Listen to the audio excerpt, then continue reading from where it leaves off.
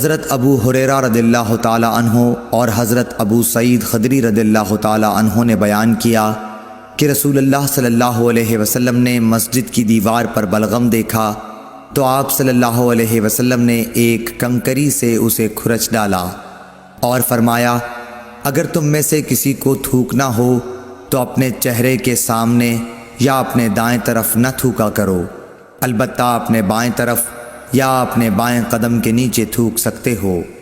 صحیح بخاری حدیث نمبر 411۔ انس بن مالک رضی اللہ تعالی عنہ سے روایت ہے کہ نبی کریم صلی اللہ علیہ وسلم نے فرمایا، تم اپنے سامنے یا اپنی دائیں طرف نہ تھوکا کرو، البتہ بائیں طرف یا بائیں قدم کے نیچے تھوک سکتے ہو۔ صحیح بخاری حدیث نمبر 412۔ انس بن مالک رضی اللہ تعالی عنہ سے روایت ہے کہ نبی کریم صلی اللہ علیہ وسلم نے فرمایا، مومن جب نماز میں ہوتا ہے تو وہ اپنے رب سے سرگوشی کرتا ہے، اس لیے وہ اپنے سامنے یا دائیں طرف نہ تھوکے، ہاں بائیں طرف یا پاؤں کے نیچے تھوک لے۔ صحیح بخاری حدیث نمبر 413۔